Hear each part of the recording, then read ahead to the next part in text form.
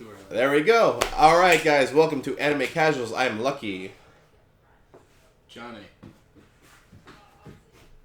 Michael. And we make up Anime Casuals no matter how awkward it is.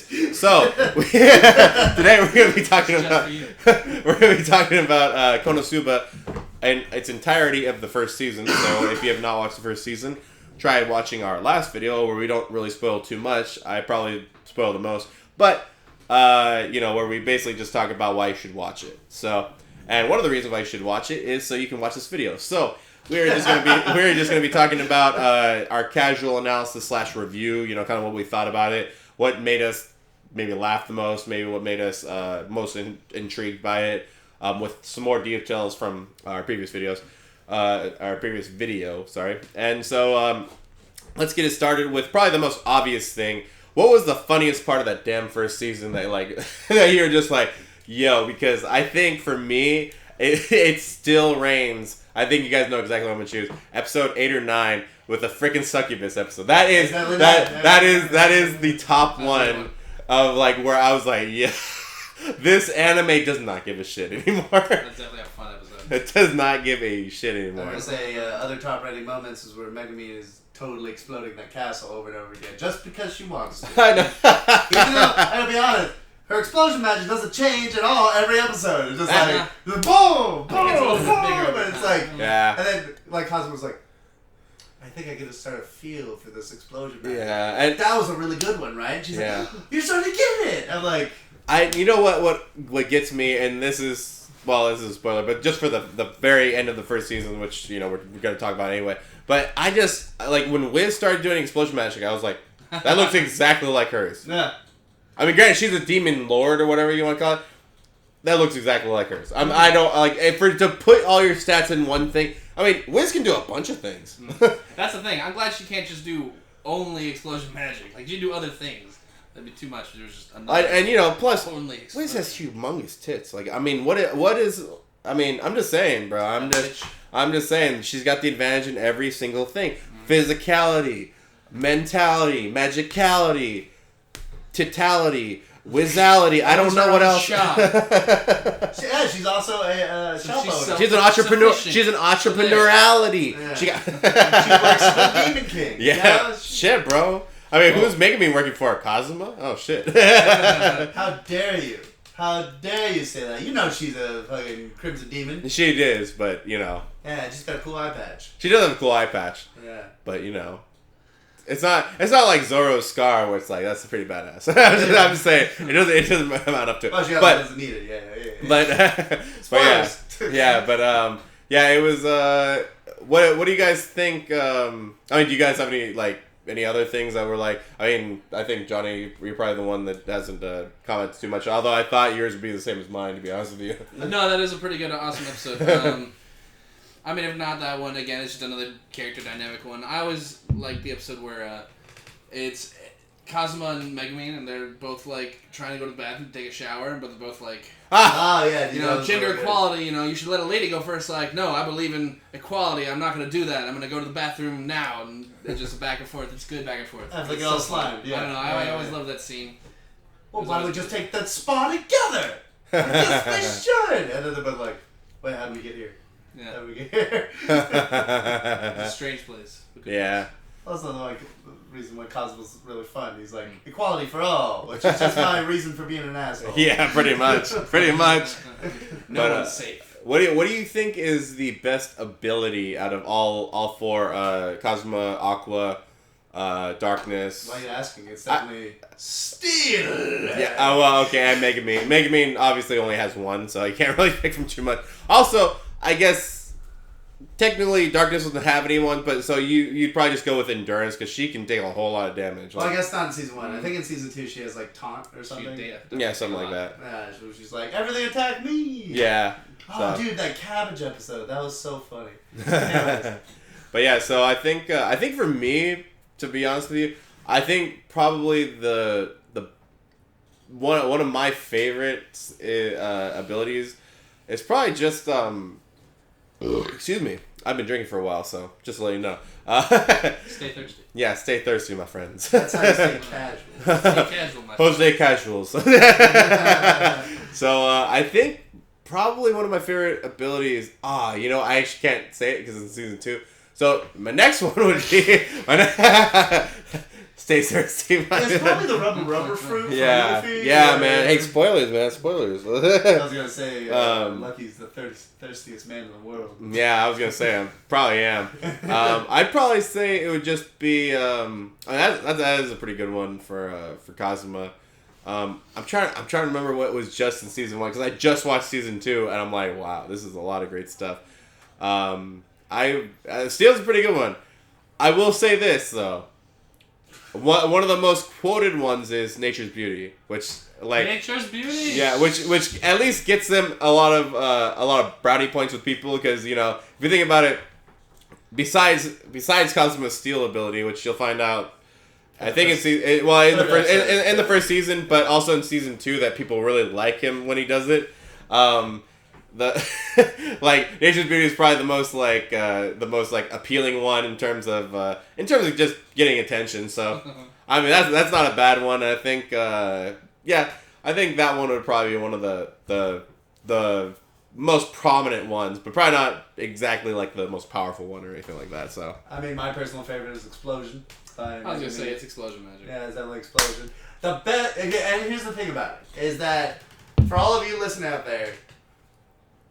No matter how many of you. For the 5 of you that are listening out there. You. And if we change the profile pic to maybe 100, is that it's not just thumbnail cool pic, man. because it's OP as fuck. Yeah. With the massive drawback that she can't move. It's the music that goes along with it and the animation. It's literally like the budget for the episode went to just doing her spell. Also, Justin in the Japanese dub or the English sub of it, like she still says explosion, which is great, even though there is a Japanese word for it, which in an episode further in the future, like they actually say the word for explosion while they're like singing it, but there's the fact that she says explosion. And explosion is such a powerful word anyway in the English language. Like, when you think of explosion, you think about, like, fucking Mike Tyson explodes on people. Yeah. But, you think about explode. She fucking explodes, strong man. Energy. She explodes on people, yo. And then there's, like, what I've always loved is, like, just very, like, small little hints throughout it is always, like, there's a sexual meaning to her doing the explosion magic almost every time. Like she's like, it's so big, and like this time it just left me so exhausted. I'm like, you nasty bitch. Hey, that's the animator's fault. And we were talking about earlier, like Wiz can do the same thing, and then like, that's a little bit the RPG side. It's like, well, you get a spell, it's the exact same thing. Yeah, and like, she technically was one of the higher demons in the demon army. I mean, for the most part, I think.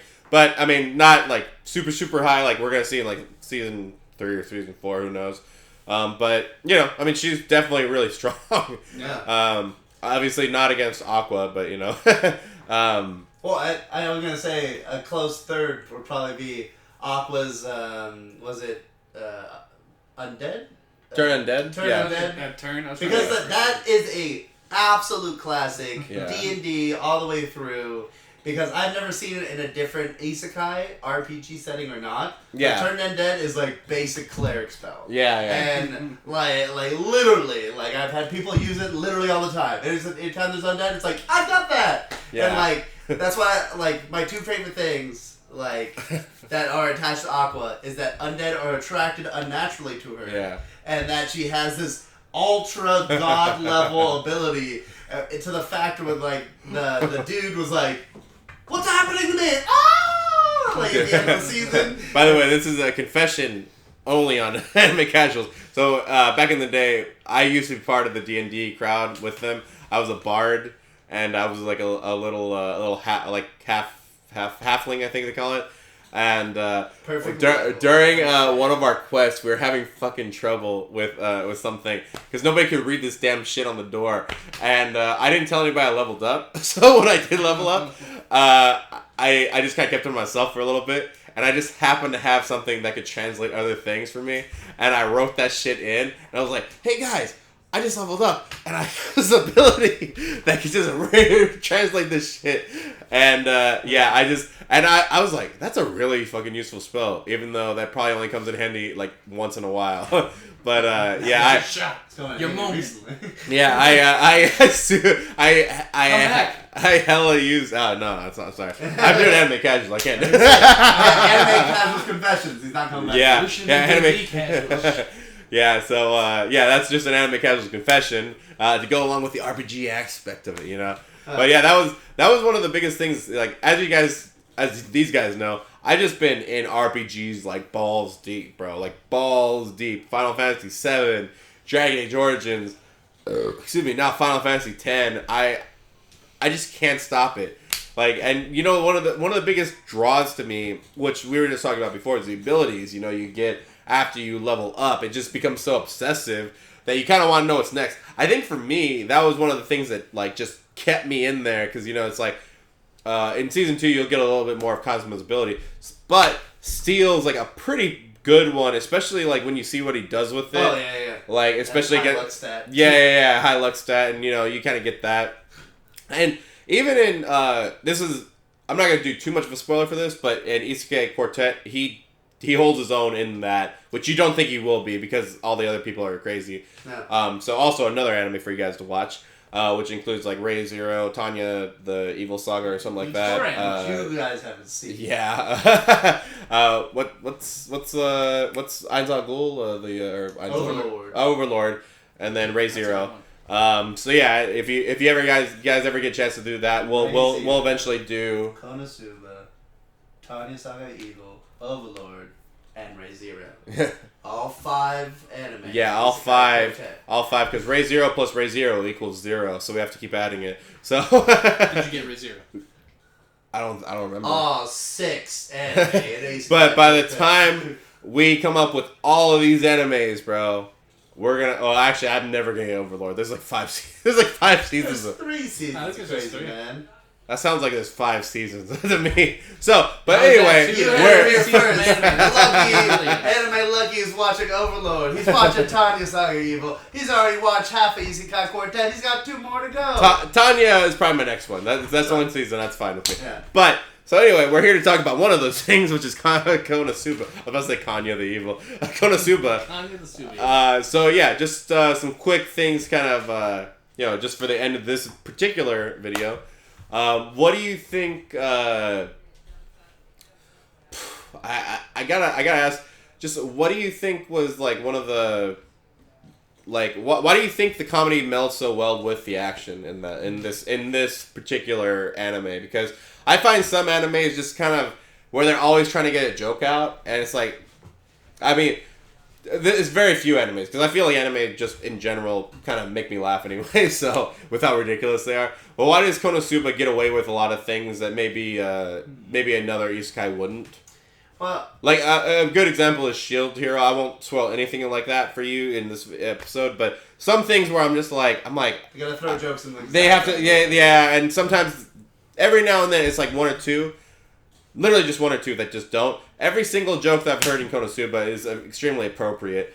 So do you think it's mainly because it is mostly a joke isekai anime that they get away with a lot of that stuff? Or do you think like maybe they just have a good formula of doing it? Well, we said in the last video, and this is my take on it, is that because they're playing around with the tropes so much, they can get away with, Cosmo being highly, very, very otaku-like. Yeah. Being, I'm really obsessed with sex. Yeah. But that's the inner me. Because the outer him isn't as much. I mean, he's not, always ogling, but, I mean... Even though Aqua doesn't wear underwear. Well, yeah, I mean spoilers. We haven't found it yet. It's like Kami-sama from Is It Wrong to Pick Up Girls Under Touch It? No. Is she wearing it? I don't know.